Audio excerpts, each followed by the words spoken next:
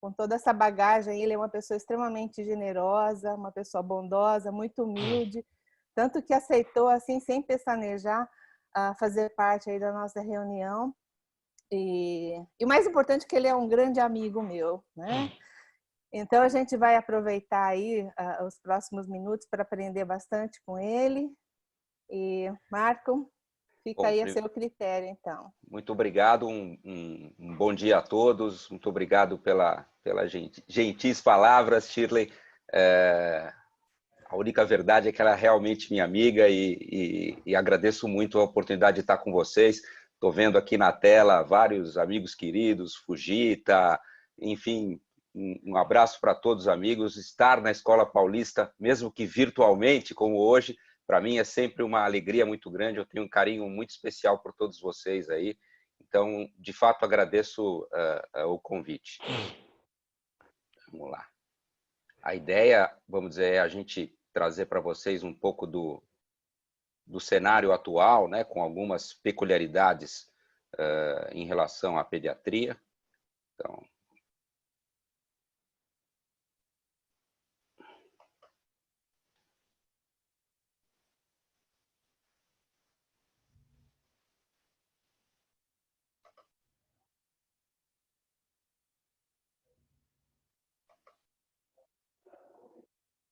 travou aqui.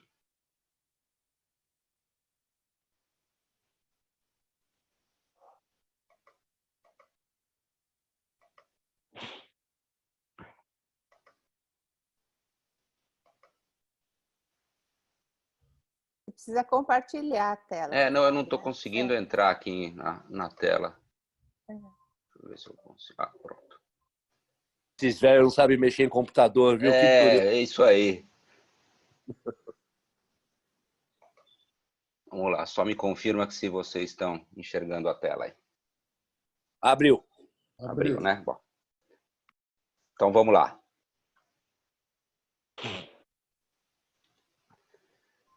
Bom, primeiro aspecto que eu queria comentar com vocês, né? Eu vou tentar passar, vamos dizer, fazer um passeio pelas evidências que a gente tem hoje.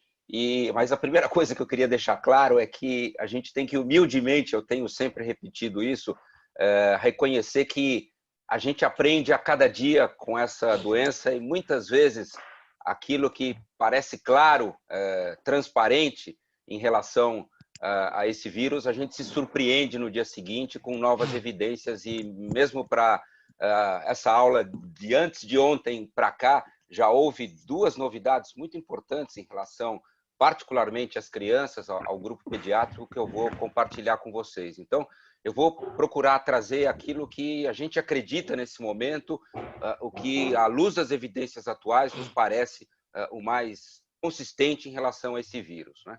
O primeiro aspecto que eu queria comentar com vocês é o que diz respeito à origem do vírus, né? Então, a gente tem visto, de fato, alguma controvérsia na literatura, mas de tudo que eu li, é o meu convencimento nesse momento, é que, de fato, esse vírus teve, vamos dizer, uma origem na natureza, né?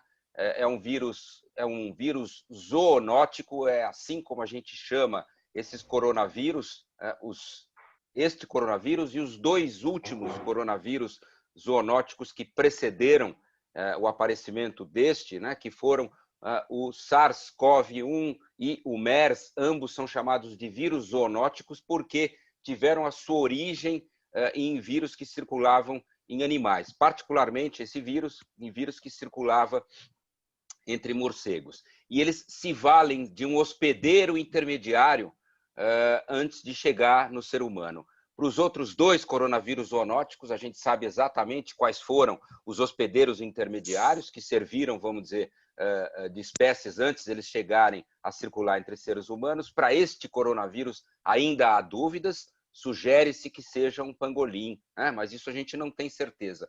Por que eu estou comentando tudo isso?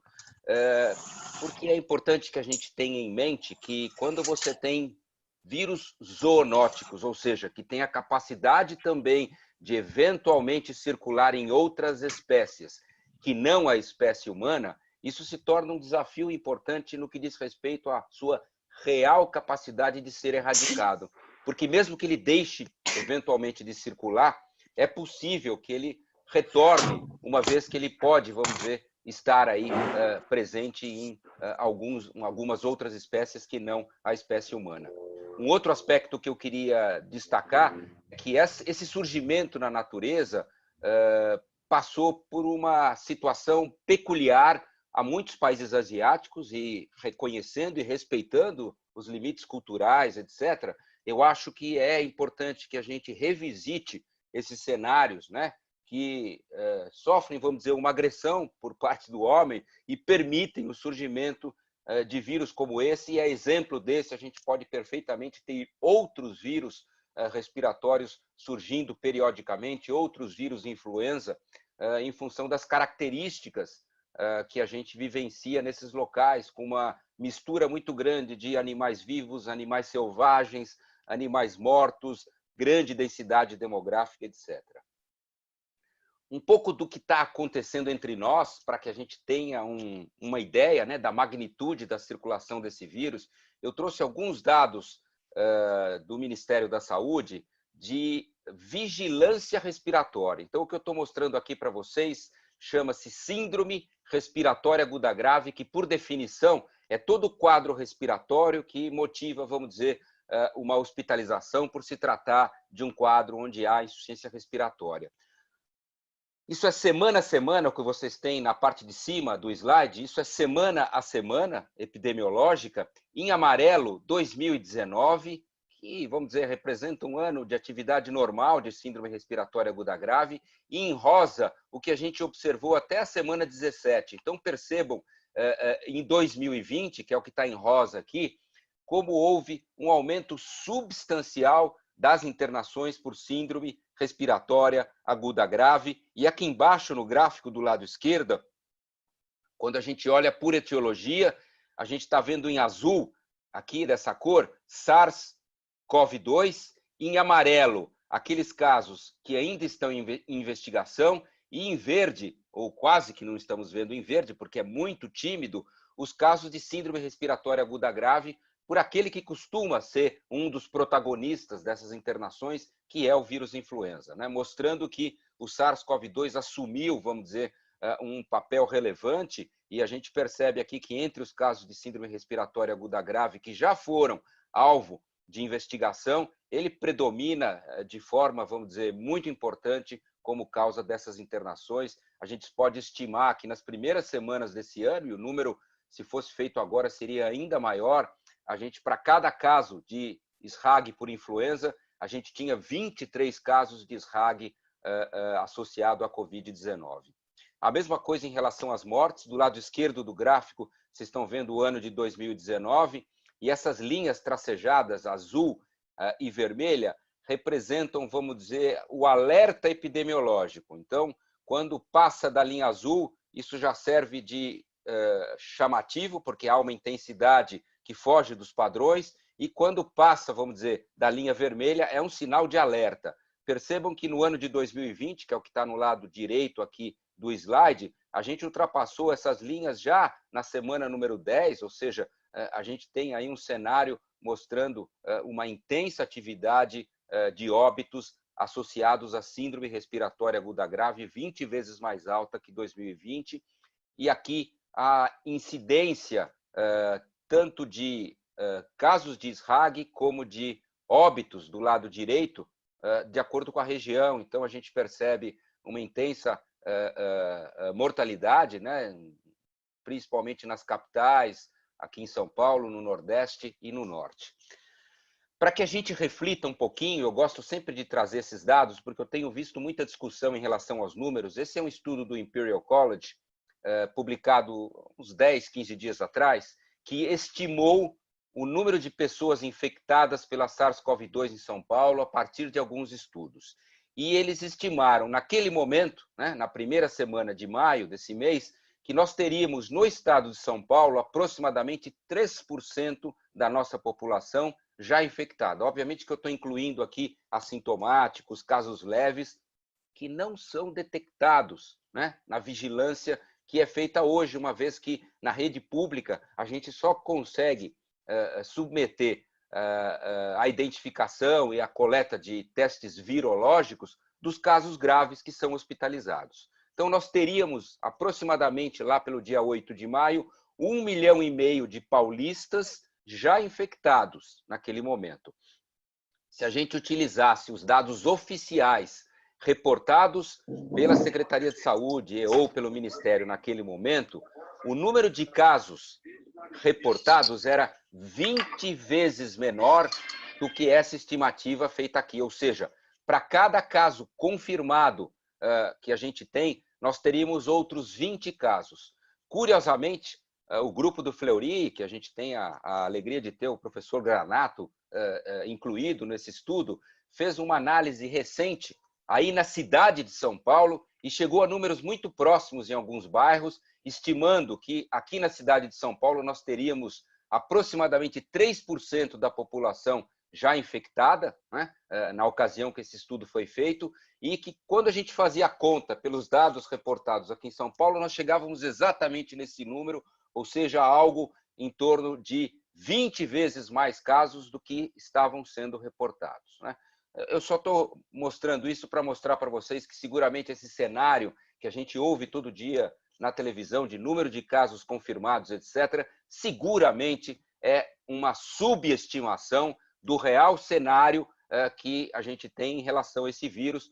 Obviamente, o que significa também que os nossos índices de letalidade, que levam em conta o denominador, né, e no denominador a gente põe o número de casos confirmados, eles estão sendo superestimados, né? Se a gente tivesse no denominador o número real de indivíduos que se infectaram e imaginando que o número de mortes, apesar de ser também sujeito à subnotificação, tem uma menor tendência a ser subnotificado, eu acho que a gente chegaria a um número, e essa é a minha opinião, real da letalidade desse vírus, algo em torno de 0,5% a no máximo 1%.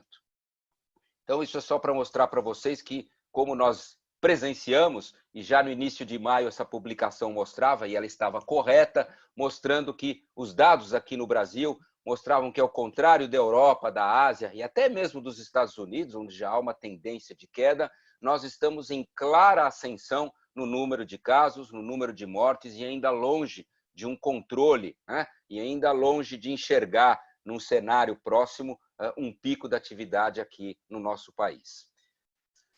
Mais um pouco de epidemiologia, mostrando para vocês um cenário dos óbitos por síndrome respiratória aguda grave, de acordo com o grupo etário e fatores de risco, né? Então, só para mostrar aqui para nós pediatras, a gente tem visto com apreensão esse cenário que, a despeito da gente saber que é uma doença que, vamos dizer, poupa as crianças muitas vezes de formas mais graves, não as isenta disso, mas as poupa de forma geral, a gente tem muito mais casos graves em adultos. Percebam que no último boletim do Ministério a gente já tinha aí um número razoável de mortes abaixo de 19 anos de idade. Então, até ontem, o Brasil tem quase 400 mil casos confirmados e algo em torno de 23 mil mortes. A letalidade crua desses números dá algo em torno de 6% a 7%. 60% das mortes no sexo masculino. Esse é um dado interessante e que se repete em quase todas as casuísticas. Indivíduos do sexo masculino têm uma maior tendência de complicações, de hospitalizações e também de mortes. Num primeiro momento, isso foi colocado como provavelmente relacionado aos hábitos e às características de comorbidades dos homens em relação às mulheres, mas o que a gente está observando em criança, que é uma tendência desse achado também, ainda não muito claro, talvez nos sugira que a parte de hábitos e de comorbidades serem eventualmente mais prevalentes em homens, talvez exista um fator biológico para explicar o porquê do maior risco de complicações no sexo masculino. 70% acima de 60 anos, 65% com pelo menos um fator de risco. Cardiopatia seguida de diabetes, doença renal e pneumopatia foram os fatores de risco que se destacaram. E obesidade, né, foi um fator de risco importante, e nesse lado direito aqui do gráfico, a gente vê que quando a gente olha a obesidade como fator de risco, a gente vê que é o único dos fatores de risco que tem mais mortes no grupo etário abaixo de 60 anos. Então, a obesidade, pelas suas características de intensa atividade inflamatória e de, obviamente, ter muitas vezes associado outros fatores de risco, representa um fator de agravo, né, em todos os grupos etários e com particular importância na população pediátrica. Transmissão desse vírus. O que nós já sabemos em relação à transmissão? Eu acho que de tudo que eu li e tive oportunidade de vivenciar nesses 3 meses, algo que eu me convenci é que a principal forma de transmissão, não há dúvida que é através das gotículas respiratórias. Esse é o principal mecanismo de transmissão desse vírus, né? Ao falar, ao tossir, ao espirrar, etc., os indivíduos que estão num raio de até 2 metros, em média, né, do indivíduo infectado, acabam contraindo essa infecção. Claro que transmissão através de fômites, através de objetos, portanto, das mãos, quando são levadas ao rosto, também tem importância, mas, na minha opinião, a transmissão por gotículas respiratórias ela é preponderante em relação a esse vírus. Já houve detecção do RNA viral em suave oral, né, de nasofaringe, nasal, oral, etc. Já houve detecção do RNA do vírus em fezes. Nós temos feito esses estudos lá no nosso grupo, vocês também têm feito esses estudos aí, e outros grupos têm replicado esses dados. A gente detecta o RNA viral nas fezes, e nas fezes ele parece, vamos dizer, persistir por mais tempo do que em amostras do trato respiratório. A gente ainda não compreende com muita clareza o papel da transmissão orofecal. O período de incubação é em torno de 5 dias, mas a pergunta que não quer calar, ou seja, antes do início dos sintomas, o indivíduo pode transmitir o vírus? E a resposta é sim. Nós já temos dados que mostram que aproximadamente 1 a 2 dias do início dos sintomas, os indivíduos já têm a capacidade de transmitir o vírus e, como todos vocês sabem, indivíduos que nunca sintomas terão, ou seja, que vão passar por essa infecção de forma assintomática, e há muitos que se comportam assim, também têm a capacidade de transmitir o vírus a seus contactantes. Ele persiste, vamos dizer, viável, e há estudos que mostram isso no meio ambiente, né? E pode ser veiculado através de aerossol em algumas determinadas circunstâncias, e particularmente para vocês, otorrinolaringologistas, isso guarda uma relevância, né? Lembrando de todas as situações em que vocês podem gerar aerossóis durante procedimentos que vocês habitualmente fazem nesses pacientes. O que eu queria mostrar é esse estudo, né? Esse é um estudo também muito interessante, que muita gente tem insistido nesse ponto, e eu acho importante aclarar um aspecto. Quando vocês fazem um exame de PCR, que você solicita um teste virológico, e vem lá PCR positivo, detectado, o que esse exame significa? Significa que você detectou o RNA do vírus. Não significa que você isolou, ou que você cultivou, ou que você detectou o vírus viável, o vírus propriamente dito. Por que eu estou insistindo nisso? Porque é muito diferente você detectar o material genético do vírus, que é a informação que esse RT-PCR nos fornece, do que detectar vírus. O que eu quero dizer é que muitas vezes o indivíduo pode ter positividade no exame de RT-PCR para detecção do RNA viral, e isso não necessariamente significa que isso que foi detectado seja um vírus viável, ou seja um vírus capaz de infectividade. Para que eu determine que há infectividade, eu tenho que identificar nesses exames a viabilidade do vírus, e isso só é feito em laboratórios muito especializados em nível de pesquisa. E é o que esse estudo fez. Ele tentou correlacionar se, quando o exame de RT-PCR era positivo, se havia viabilidade concomitante do vírus nessas amostras, e relacionou isso com a carga viral. Então, o que vocês estão vendo aqui nessa figura, em vermelhinho, nessas colunas, é quando a gente tinha, sim, identificação de vírus viável. E em azul, vocês estão vendo o CT. O CT é um parâmetro inversamente relacionado à carga viral, ou seja, quanto mais alto o CT, menor a carga viral. E o que eles viram é que não houve detecção de vírus viável, não foi possível cultivar, vamos dizer, vírus viável, quando você tinha mais que 8 dias a partir do início dos sintomas e um CT acima de 24, ou seja, uma carga viral baixa nessa amostra. E muitos ainda detectavam o RNA viral por RT-PCR. Eu estou colocando isso para vocês porque, na minha opinião, essas provas virológicas são excelentes para o diagnóstico da infecção, mas elas não servem com a mesma competência para que a gente separe aqueles indivíduos que ainda transmitem o vírus daqueles indivíduos que deixaram de transmitir. Então, a gente tem que interpretar com cautela, né, essas provas de RT-PCR. Patogênese dessa doença, né, é um aspecto muito importante. A gente tem tido aí muitas discussões em relação à patogênese dessa doença. Ela tem aí uma série de teorias, mas uma que eu particularmente me interesso muito e que eu tenho estudado, a gente tem uma linha de pesquisa nesse sentido, é determinar a expressão desse receptor. Esse é um vírus que precisa de um receptor para exercer a sua patogênese. E esse receptor se chama ECA2, né? Que é a enzima conversora de angiotensina 2.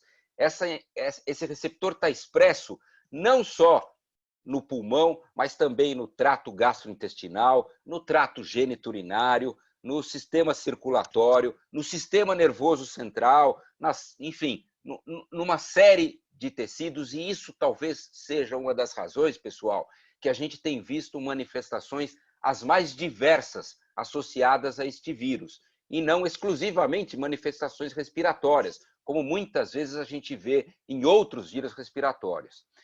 Um outro ponto importante, que é a nossa linha de pesquisa, é tentar buscar na expressão desse receptor o porquê que as crianças são alvo de uma menor chance de complicações, de hospitalizações e mortes que os adultos, que por sua vez também têm menos chances que os adultos mais velhos, mais idosos, etc. Então, esse é um dos estudos que eu coloquei aí embaixo.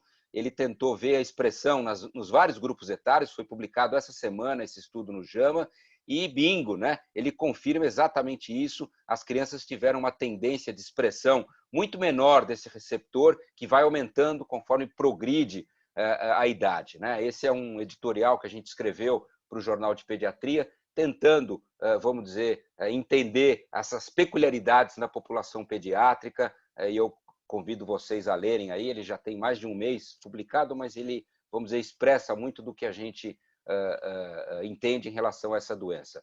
Dois outros aspectos cruciais na patogênese da doença que nós aprendemos, um deles é, vamos dizer, o intenso dano e os intensos fenômenos tromboembólicos que acompanham muitos dos pacientes que são acometidos dessa doença e que justificam muitas das alterações clínicas que nós percebemos, né, que são fruto dessas alterações tromboembólicas, e, portanto, isso é um alvo muito sedutor para o tratamento de muitas das formas que se apresentam no nosso dia a dia da Covid-19. E o terceiro ponto é a tal da tempestade inflamatória, o cytokine storm, que tem sido descrita não em todos, mas em muitos dos pacientes com Covid-19, e que se comportam como uma síndrome de ativação macrofágica, com intensa atividade inflamatória, produção de interleucinas, fator de necrose tumoral, interferon, etc., e que também, vamos dizer, são alvo interessante de terapêutica em determinadas situações. Bom, em relação às peculiaridades pediátricas, né, a gente vinha insistindo na história de que não tínhamos visto até esta semana casos de transmissão intraútero do SARS-CoV-2. Então, tinham várias publicações na literatura. Essa é a primeira delas, em gestantes com Covid-19 no momento do parto, e como se comportavam esses recém-nascidos, que eram exaustivamente investigados e não se detectava, vamos dizer, a presença do RNA viral nesses recém-nascidos. Nessa primeira casuística publicada da China, nessa segunda casuística também com 10 recém-nascidos de mães com Covid, também da China, onde não foi possível comprovar a possibilidade de infecção intraútero. Aí surgiram esses 2 estudos jogando um pouco de fogueira, né?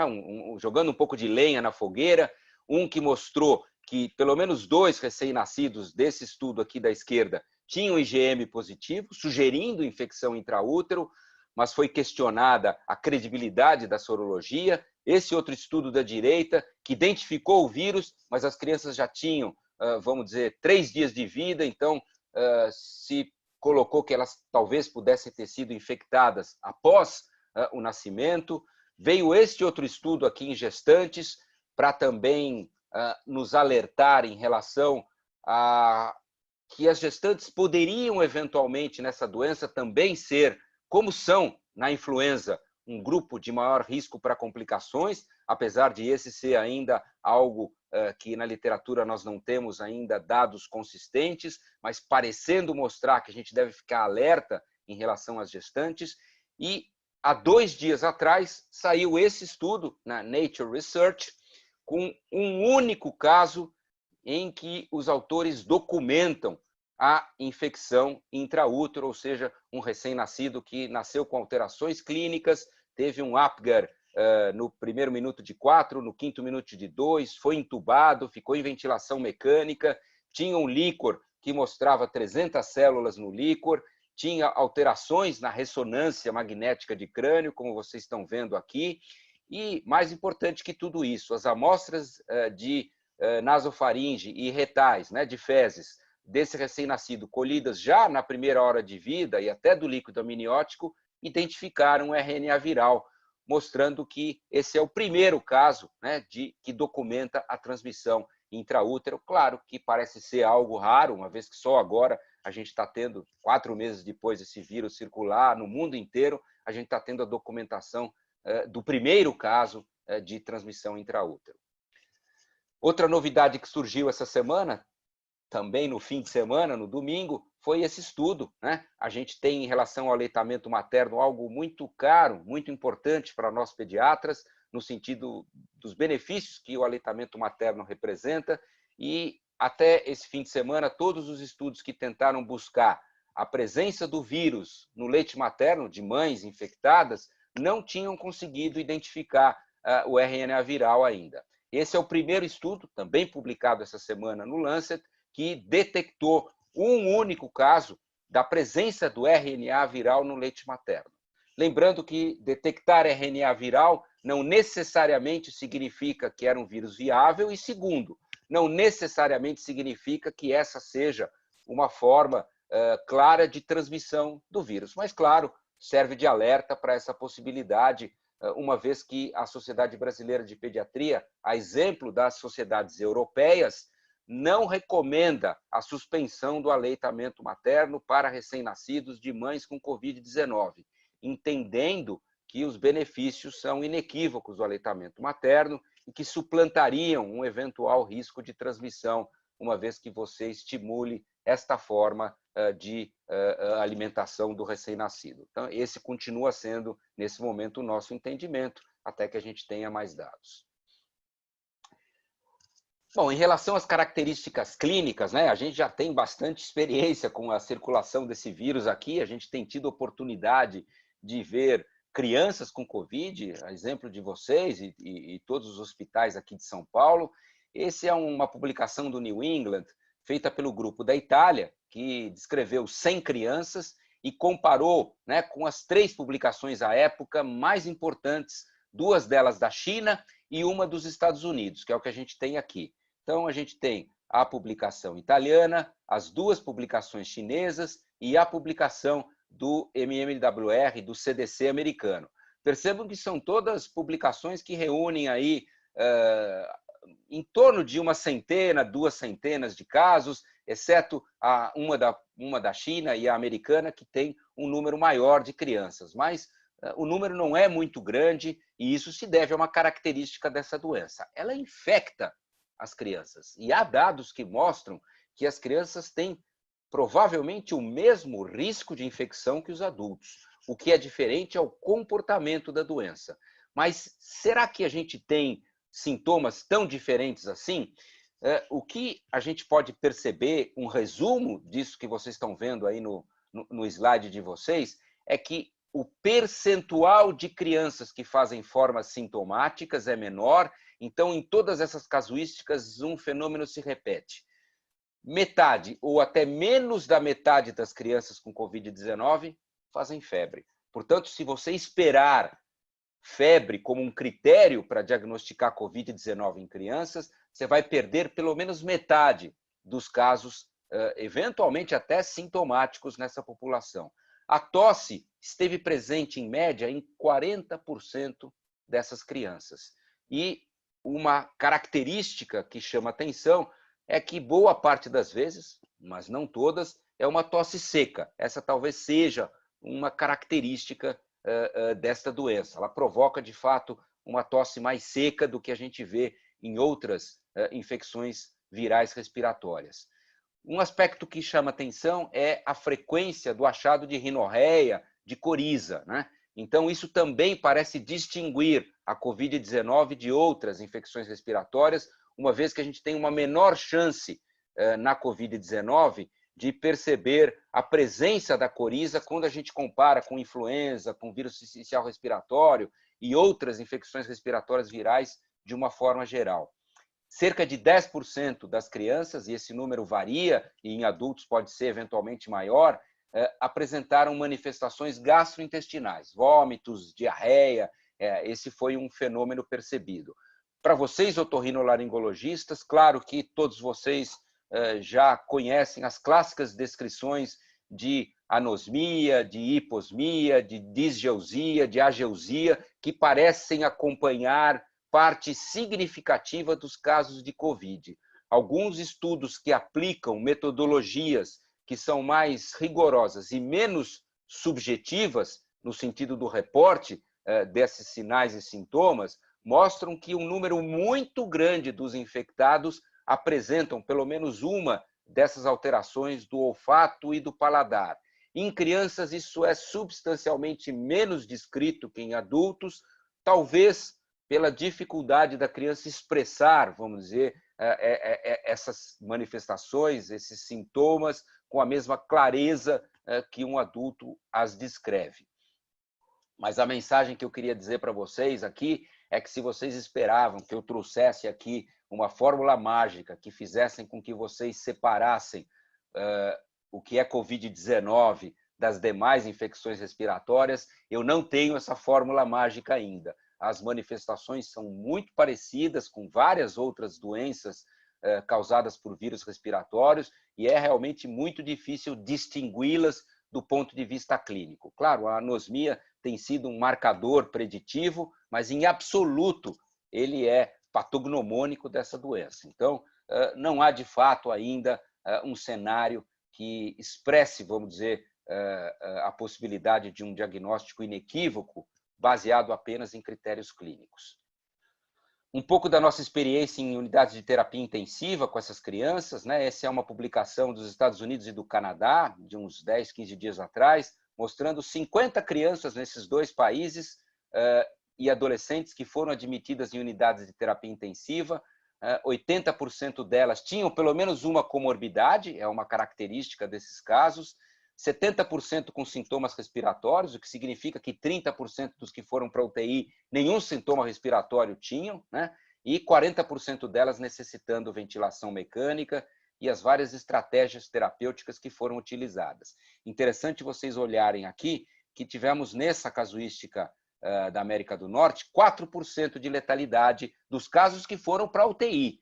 Lembrando que aqui no nosso país, os casos que vão para a UTI em adultos tem entre 30% e 50% de letalidade. Portanto, a letalidade em pediatria, mesmo dos casos graves e críticos, é 10 vezes menor que a letalidade verificada em adultos. Como são curiosas as manifestações, esse é um case report que nós fizemos de um paciente nosso, do nosso grupo, filho de 2 médicos, né, de um casal de médicos, que apresentou-se com hematúria, né? Era a única apresentação clínica dessa criança, era febre e hematúria, e como os pais eram médicos e ambos trabalhavam aí vamos dizer, na linha de frente, né, atendendo pacientes, a gente sugeriu a coleta de Covid-19. O SARS-CoV-2 era positivo nessa criança e foi positivo em toda a família, né? E, vamos dizer, quem provavelmente trouxe a infecção para casa foi um dos pais que o tempo inteiro se manteve assintomático, né? E só foi possível a detecção a partir dos sintomas da sua filha.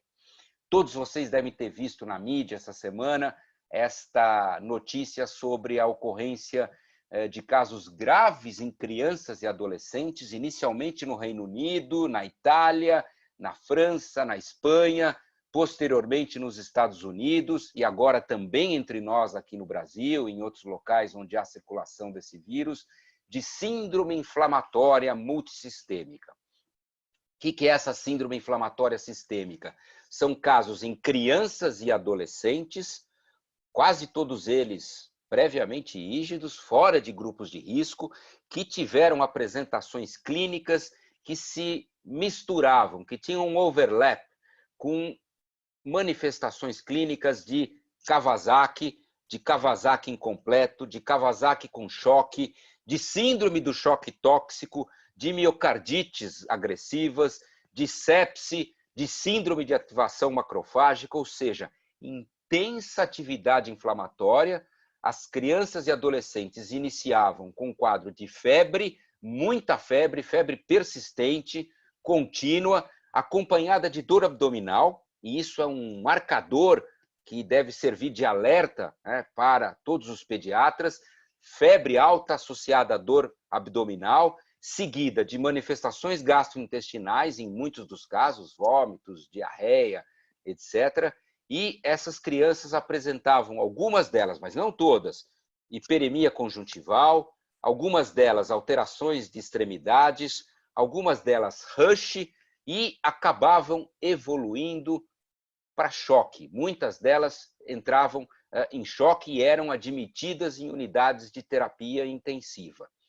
E você não encontrava o vírus na maioria delas, mas na quase totalidade você já encontrava anticorpos para o SARS-CoV-2, mostrando que essa é uma manifestação tardia da infecção pela SARS-CoV-2. Parece que a SARS-CoV-2 é como que funcionasse como um gatilho nessas crianças, um gatilho tardio para a ocorrência dessa, como podemos dizer assim, tempestade inflamatória que acomete essas crianças. Nós escrevemos esse alerta, ele está disponível, ele é aberto na página da Sociedade Brasileira de Pediatria, para quem quiser mais detalhes sobre essa síndrome, e depois a gente pode, na nossa sessão de perguntas e respostas, discutir.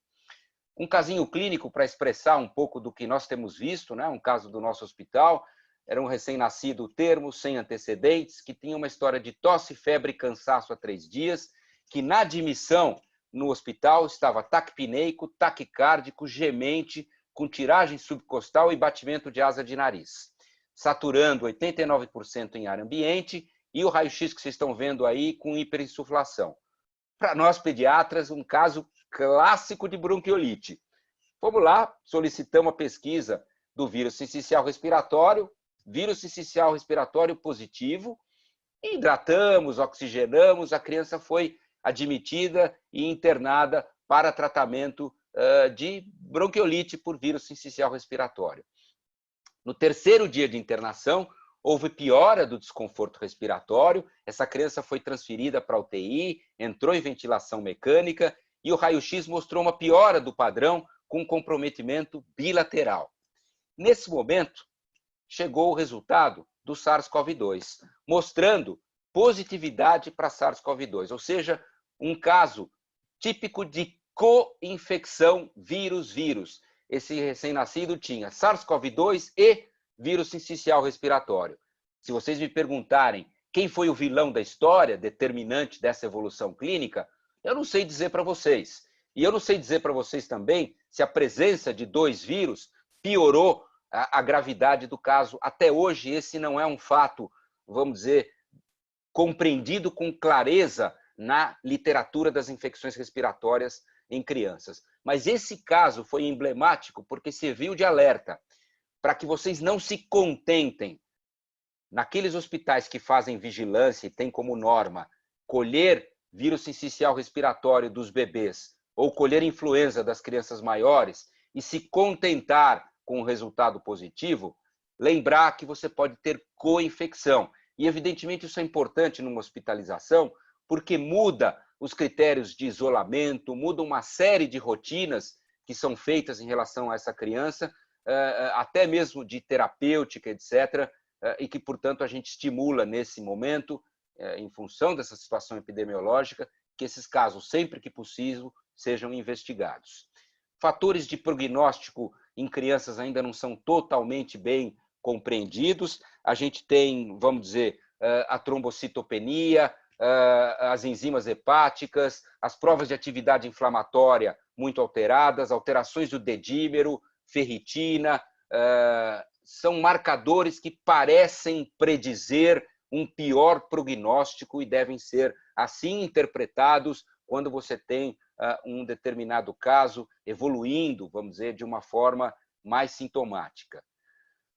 Essas provas de detecção virológica, eu comentei das limitações de interpretar a infectividade, é importante também que a gente tenha em mente que um exame negativo não descarta a possibilidade da infecção. Então, a sensibilidade do PCR em amostra de nasofaringe tem sido em torno de 60% a 70%, ou seja, há uma chance de falso negativo que não é negligenciável com esse método.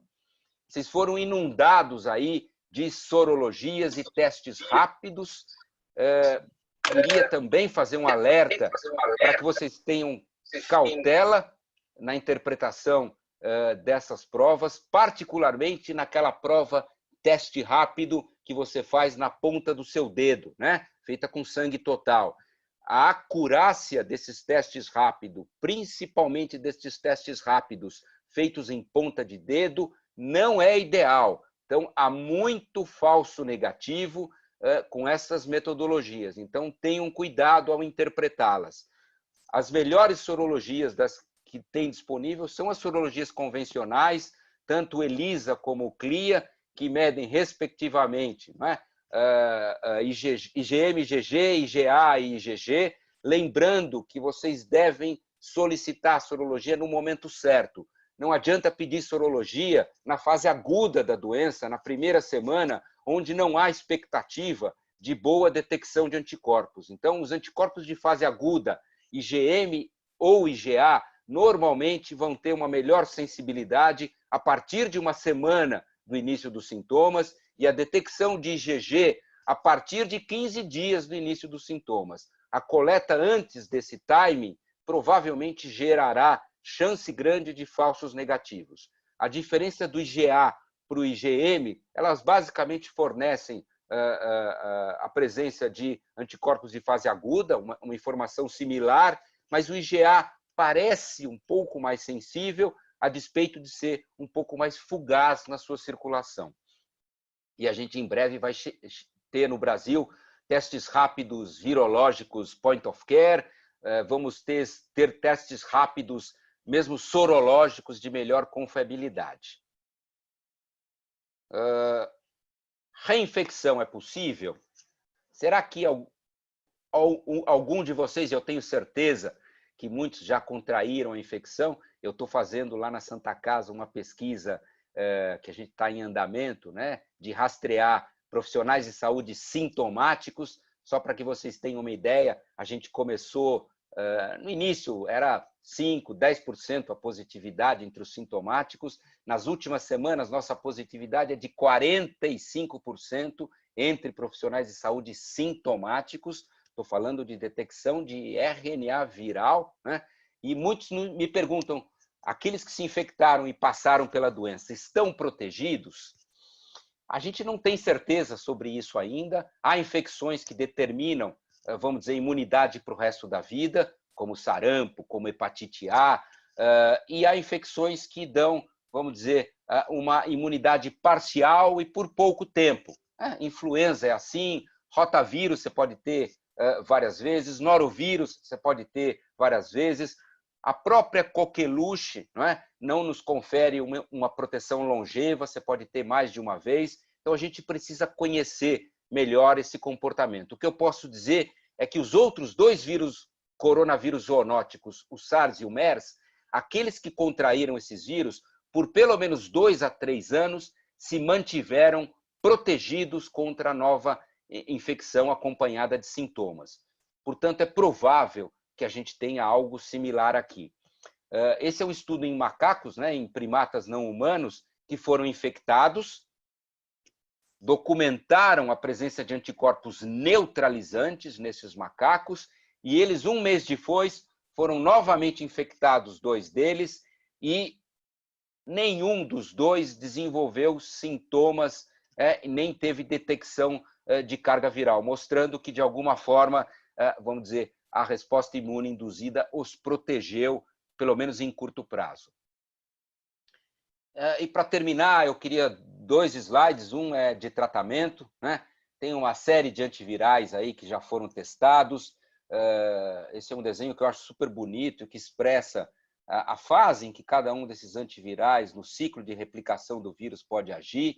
Muitos desses antivirais se mostraram espetaculares in vitro, e a gente está cheio de antiviral que in vitro é maravilhoso, mas que in vivo desaponta. Desaponta porque às vezes é introduzido numa fase tardia da doença, desaponta porque mesmo quando introduzido em fases precoces não consegue induzir o mesmo grau de proteção.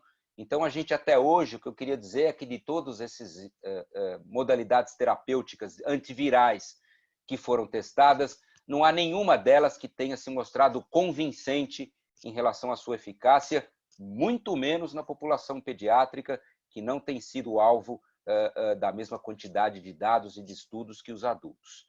Outras modalidades terapêuticas, essas sim, se consagraram nesse período, como a anticoagulação, naquele grupo de pacientes que apresenta fenômenos tromboembólicos ou características que sugerem a presença deles, o uso dos corticoides em situações muito específicas e peculiares, em fases determinadas da doença, e não como uma forma indiscriminada de tratamento, como tenho ouvido por aí, né? Então, a gente tem que ter ainda bastante cautela. Vocês viram a publicação nessa semana do estudo do Lancet com a cloroquina, hidroxicloroquina, com ou sem azitro, né? Que pelo menos nos casos hospitalizados, que foi o desfecho avaliado nesse estudo do Lancet, com dezenas de milhares de pacientes no mundo inteiro, não mostrou benefício algum, ao contrário, mostrou que tiveram até uma maior incidência de eventos adversos cardíacos e menor sobrevida. Claro, eram os pacientes hospitalizados, numa fase adiantada de doença. A gente não sabe se a eficácia seria diferente numa fase precoce, mas esses dados não existem. E esse é o último slide, né? A gente sempre gosta de mostrar, é uma linha de pesquisa forte nossa, as vacinas. A gente já tem 10 vacinas sendo estudadas em humanos. Quando eu digo 10 vacinas, é 10 plataformas diferentes de vacinas. Então, vacinas inativadas, vacinas de vírus vivo, vacinas de replicantes, de vetores não replicantes, vacinas subunitárias e mais 100 outras vacinas candidatas em avaliação. Esses são os locais onde essas vacinas foram desenvolvidas. Uma pena que nós não estejamos aí, né, a América Latina. A gente vai receber alguns estudos, mas nenhum foi desses estudos que estão mais avançados, né, desenvolvidos aqui. Grupos espetaculares que a gente tem aqui estão iniciando pesquisas em vacina, mas ainda numa fase pré-clínica. E essas são as modalidades aí que se apresentam, né, bem interessantes. Basicamente, o que elas utilizam é uma fração do material genético do vírus responsável pela codificação daquela espícula do coronavírus, né, que é para ela que a gente direciona nossos anticorpos. Então, é só ela que nos interessa.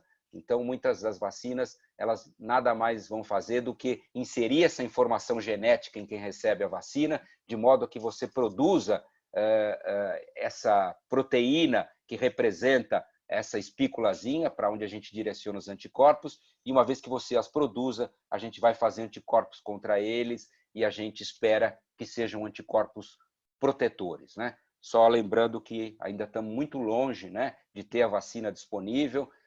A vacina já está sendo testada, mas precisa de dados. Esses dados, a maior parte deles não deve surgir antes do final desse ano, para que sejam coletados. E aí tem uma nova fase, que é produzir centenas de milhões de doses de vacina para que sejam utilizadas, escolher os grupos prioritários para vacinação e esperar que isso chegue para nós, né? Claro que nós, profissionais de saúde, seríamos um grupo prioritário para a vacina. Claro que aqueles mais fragilizados para complicações seriam outro grupo claramente prioritário para vacinar, desde que a vacina funcione em idosos, em portadores de comorbidades. E como eu tenho brincado sempre, a gente já tem também o último grupo a ser vacinado quando uma vacina for descoberta, que são os políticos, né? Então, eu agradeço muito a atenção e, mais uma vez, de verdade, agradeço muito a honra de ter podido aí contribuir com alguma coisa e fico à disposição para as perguntas. Muito obrigado. Marco, muito obrigado. Brilhante, como sempre, né? A gente tem um tempinho, então, para as perguntas e o Vitor vai me ajudar aí com as perguntas que vieram através do chat, mas eu sei que o pessoal do departamento também deve ter algumas perguntas. Eu queria começar com o Gregório. O Gregório está por aí? Eu vi que ele colocou uma pergunta no chat. Você pode fazer pessoalmente a pergunta, Gregório. Quando você estima que vai ser o pico na cidade de São Paulo? Ou isso é a pergunta de 1 milhão? É pergunta de 1 bilhão, Gregório. É uma ótima pergunta. Eu realmente não gosto de ficar falando aquilo que eu não tenho elementos. E eu acho difícil. O que eu tinha convicção, quando alguns falavam aí, muitos falavam, né, que a gente já estava tendo um decréscimo do número de casos, eu tinha convicção que os casos estavam ainda crescendo. A gente não tem uma ideia precisa, né, de quantos se infectaram, Gregório, mas o que a gente sabe por esses estudos de soroprevalência é que aparentemente esse número ainda é pequeno, no máximo 2 dígitos em determinados locais. Quando eu digo 2 dígitos, é 10%, 11%, como foi no Amazonas. Aqui entre nós, a gente tem visto números tímidos, 3%, 4%. Isso significa que mais de 90% dos indivíduos ainda são suscetíveis. Então, como as medidas de distanciamento elas ficaram muito fragilizadas, a gente realmente teve uma extensão da doença e a gente está vendo hoje um cenário, principalmente aí em locais da periferia, etc., que tem congestionado principalmente hospitais como os nossos, né, que atendem basicamente esse grupo de indivíduos. Então, eu acho que nós não vislumbramos ainda uma possibilidade de ter atingido o pico no Brasil como um todo. Talvez na cidade de São Paulo, meu palpite é que a partir de junho a gente comece a observar talvez um platô, mas para o Brasil eu acho que junho ainda vai ser um mês de atividade e acho que não antes de julho a gente vai ter um cenário com uma tendência de queda de casos. Obrigado. Mas é só um palpite. Doutor Pinhatari? Quer fazer algum comentário? Acho que o doutor Pinhatari não sabe ligar o áudio. Alô? Bom. Alô? Grande Pinha, estou ouvindo, Pinha. Não, só o comentário que eu tenho que fazer é habitual quando eu assisto às suas apresentações, a precisão, como você apresenta, a didática. Só tenho a parabenizar você e dizer que as informações que você colocou são excelentes e vou deixar aí para os colegas otorrinos aí fazer as perguntas, né? Eu, como infectologista, acho que a apresentação sua foi excelente. Eu tenho que reconhecer realmente a sua dedicação e que você tem feito pesquisa e mostrou dados importantes, isso é muito importante, que não é só que você leu, você está trabalhando. Então, parabéns a você. Esse é o meu comentário. Vou deixar para os otorrinos perguntarem. Muito obrigado, Pinha. Você sabe que eu tenho, de verdade, falo isso na frente de todos, uma grande admiração pela sua pessoa, pelo professor que você pelo seu caráter. Então, muito obrigado. Eu fico honrado com seus comentários. Vitor, Chile. Você que está... Oi? Fugita. O Vitor está coordenando as perguntas. Vitor. Posso puxar uma pergunta direta? Fala, Fugita. Fala. Marcão. Parabéns pela aula, Marcos. Linda, maravilhosa. Agora, é assim, a gente está esquecendo das outras coisas além do Covid. Tá? Qual que você acha que é a importância da vacinação para o H1N1, H1N3? E isso aí pode ajudar na gente, na hora que você está abordando o paciente? Porque a vacinação foi restrita a grupos, agora que está tentando expandir para a população. Então, chega um paciente com febre, ele está com um quadro viral, principalmente pediátrico. Se ele tomou a vacina, eu já posso direcionar um pouquinho mais para o SARS-CoV, não? Eu acho que tua pergunta é muito importante, Fujita. De fato, a gente não pode negligenciar com alguns aspectos, né? E algumas coisas têm que me deixado preocupado. A gente tem visto muitas crianças e também adultos que acabam, vamos dizer, atrasando o acesso, muitas vezes, à assistência médica em função dessa pandemia e chegam em fases, às vezes, tardias, prejudicando o prognóstico para tratamento dessas doenças. E, paralelamente a isso, que me preocupa demasiadamente, a queda nas coberturas de vacina. Então, a gente tem observado uma queda importante na cobertura de vacinas de lactentes. E para um bebê no primeiro ano de vida, eu me preocupo muito mais com doença pneumocócica, com doença meningocócica, com doença por rotavírus, por hemófilos influenza, por sarampo. O sarampo ainda está circulando aqui no nosso país, né? E a gente tem uma campanha de vacina de sarampo, nós não conseguimos controlar o sarampo ainda aqui em São Paulo. Para a criança, o sarampo é muito mais grave do que a Covid-19 e a própria influenza, que também tem dados em crianças que são de particular importância.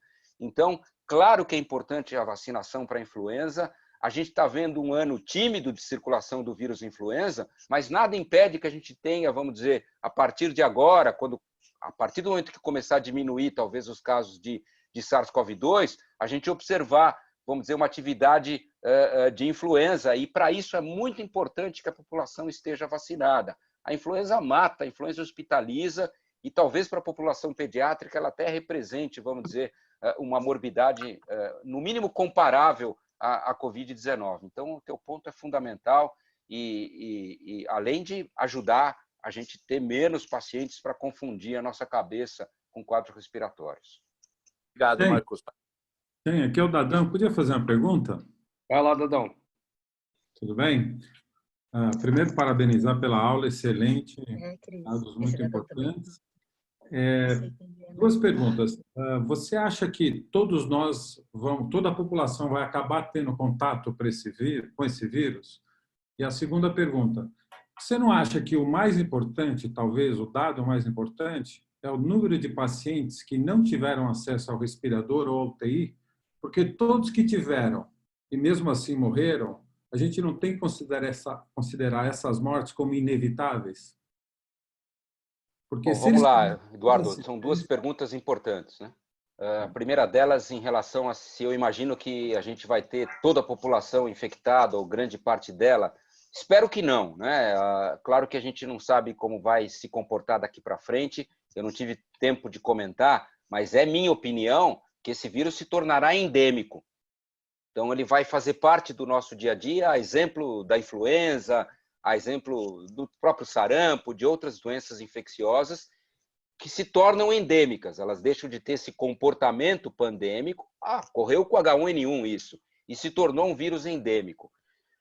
Se ele vai diminuir, vamos dizer, a sua virulência, essa é uma tendência desses vírus que, com o passar do tempo, eles têm uma tendência, às vezes, de se adaptar, sofrer mutações que os tornam, na maior parte das vezes, né, essas mutações acabam gerando um comportamento menos intenso, menos grave, menos invasivo. Isso a gente não sabe, mas eu acho que ele se tornará endêmico, com ondas sucessivas que vão ocorrer daqui para frente. Claro que se a gente tiver uma vacina, isso pode exercer um papel de mudar esse cenário. E claro que para isso tem que ser uma vacina efetiva, Eduardo.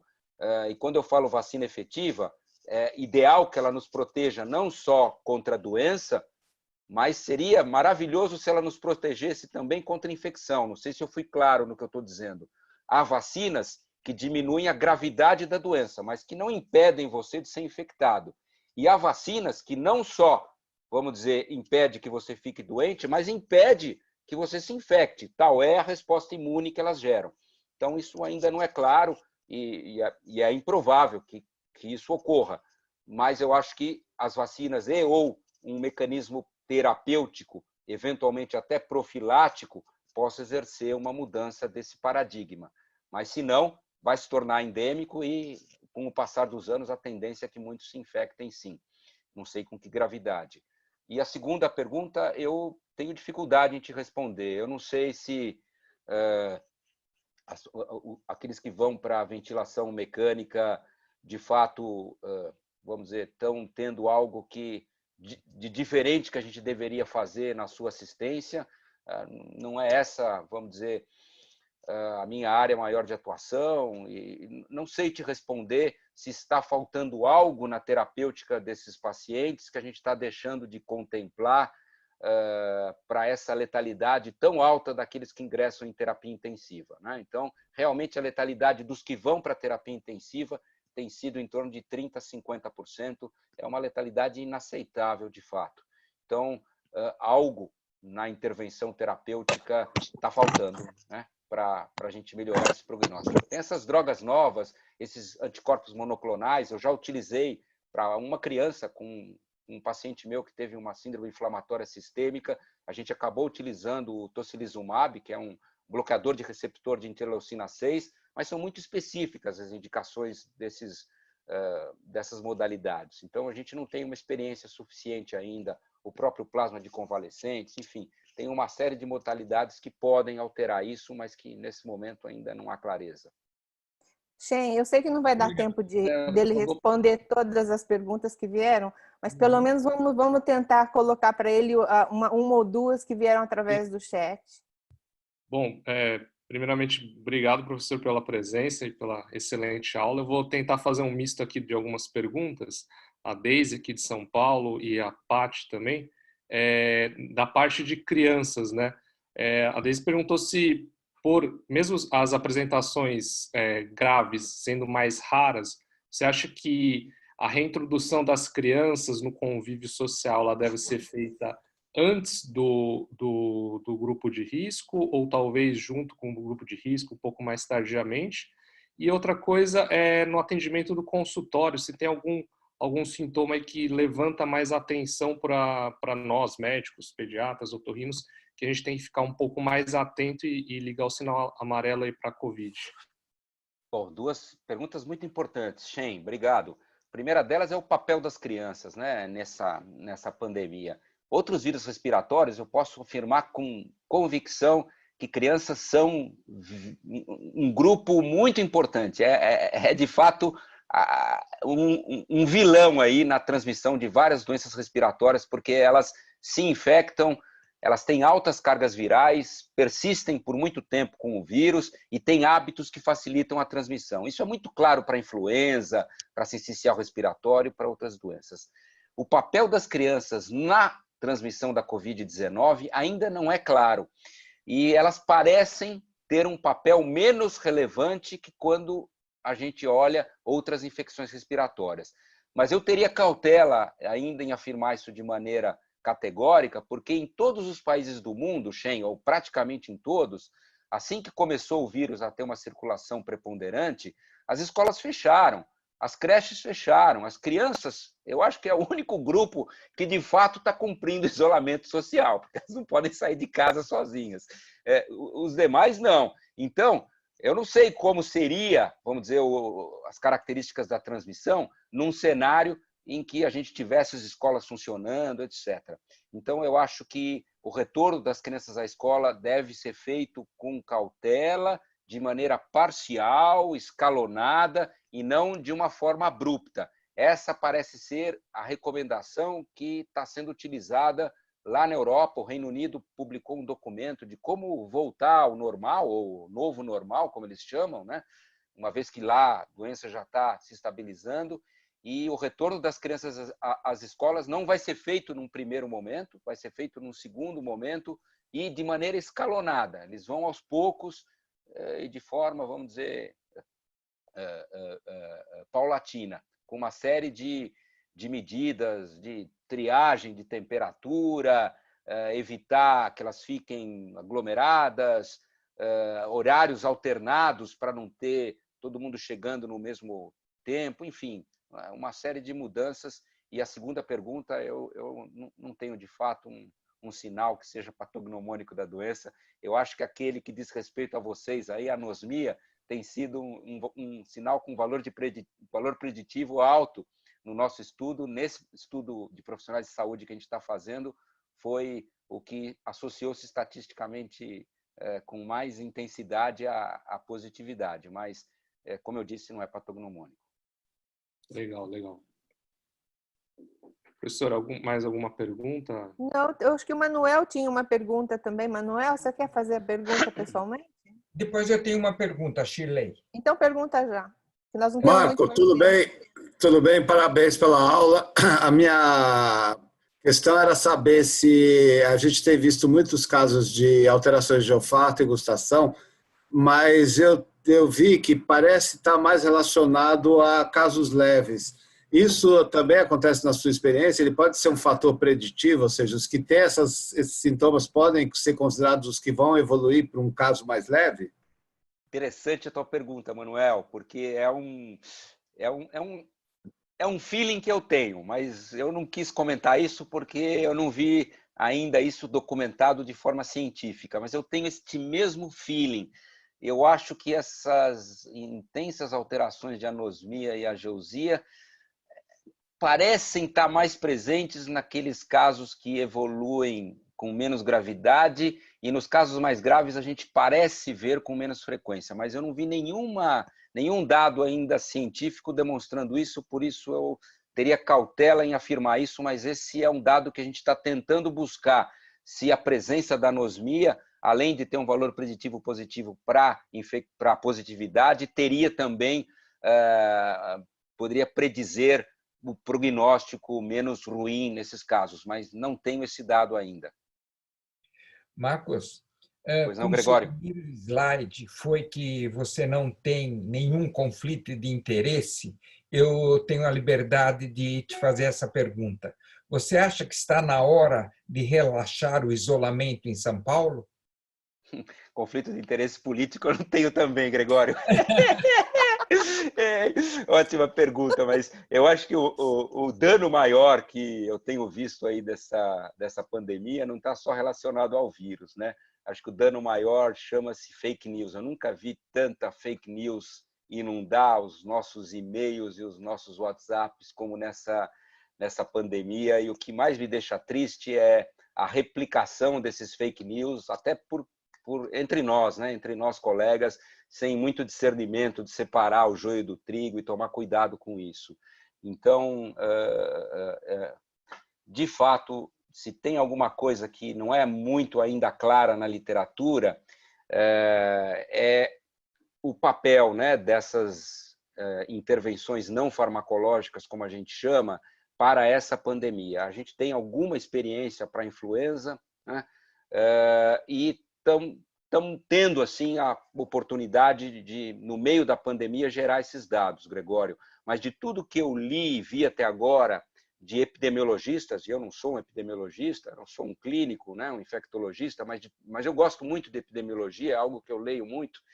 De tudo que eu li de grupos epidemiológicos que são robustos e gente séria, todos eles entendem que essas medidas de isolamento têm sim um impacto no que diz respeito a diminuir mortalidade associada a esse vírus pela maneira como ele se comporta, pelas características dele. Então, eu acho que para a gente relaxar as medidas de isolamento, a gente tem que ter alguns critérios que foram determinados por esses estudos epidemiológicos. Eu vou tentar ser breve, porque eu sei que o nosso tempo já acabou. Mas, entre esses critérios, eu destaco uma tendência de queda no número de mortes diárias, Gregório. Esse é o primeiro ponto que sugere que você está num ambiente propício a começar a entender que você já passou a situação de pico e está com tendência de queda. Então, queda consistente do número de mortes diárias. Segundo, aquele tal de R nada, né? Aquele R0 ou R nada que a gente chama em infectologia, que traduz a infectividade, abaixo de 1. Então, enquanto você não tiver esse R nada abaixo de 1, significa que a doença está transmitindo ainda com intensidade e que você não deve se atrever vamos dizer, a relaxar essas medidas de distanciamento e de isolamento. E que você tenha uma infraestrutura de assistência médica em condições, né, de oferecer aquilo que é necessário, né, do ponto de vista de assistência em terapia intensiva, em leitos, em respiradores, em equipamentos de proteção para os médicos, etc. Então, esses parece que são pilares necessários para que você possa decidir por um relaxamento, e aí é feito em fases. Você vai liberando aos poucos esse relaxamento e não de forma abrupta.